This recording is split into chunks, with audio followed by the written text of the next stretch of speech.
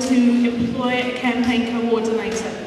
And since then, our work has been able to grow from strength to strength. In the last 18 months, Australia was the first country in the world to publicly support at the United Nations a commission of inquiry into human rights, war crimes against humanity in Burma.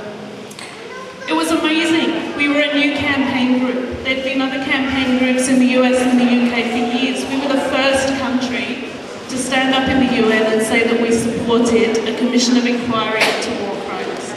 Since then, 13 other countries have joined us. And there's increasing pressure for ASEAN countries also to support a commission of inquiry into war crimes in Burma. Australia has also pledged support for a global arms embargo so that the world stops selling the military dictatorship in Burma weapons.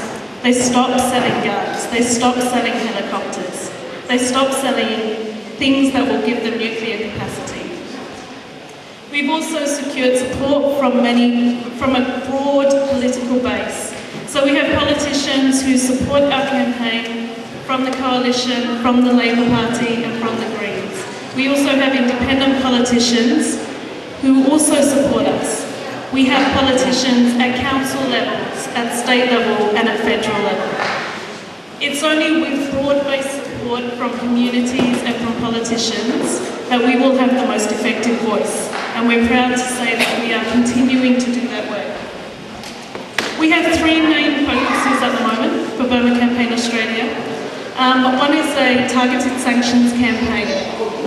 There is an Australian company called Twinza Oil in Western Australia who has a contract with the military dictatorship to take oil out of Burma. We believe that if we can get our government to put targeted gas and oil sanctions on the regime, this will make a difference. We know that it's oil and gas that keeps this regime alive, and we can do our part here in Australia by stopping such investment. So this is called our Don't Deal with Burma campaign, and you will see t-shirts, which you should buy, out the front. The other campaign that we are very committed to is obviously the elections, which Dr. Malia spoke about just before. We know that these elections will not bring change in Burma. They will reinforce what is already there.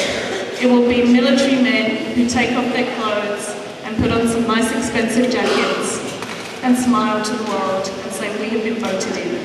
It will not lead to a change to the 2,000 political prisoners. It will not lead to a change to the people in Burma who will continue to fear standing up for democracy, but will continue to do it. Our third campaign that we are focusing on very hard at the moment is around Australia's aid program. Australia has recently increased the amount of money in aid that goes to Burma. We all know that the human indicators in Burma, particularly around health, are very poor. However, the people in most need live along Burma's borders. They live in conflict areas. And because the military dictatorship restricts where that aid goes, it cannot reach those areas. We're very committed to making sure that the people in the most need receive Australia's aid, and we believe that that aid should be delivered to those people. The way that that would happen is through incredibly accountable and incredibly effective aid programs, for example, from the Thai side of the border.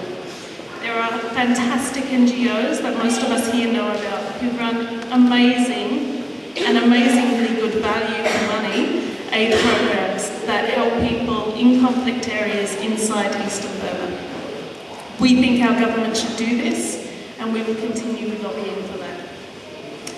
It's been an incredible opportunity for me to be part of Burma Campaign Australia and to continue to do work with all of you. I look forward to the incredible things we will achieve in the future. Thank you.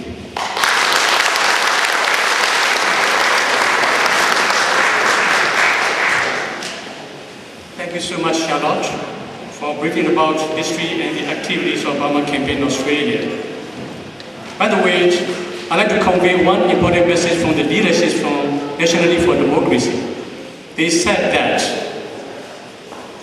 your solidarity and support is greatly appreciated by the people of Burma as well as all ethnic nationality leaders and Nationally for Democracy leaders. I got that message quite recently.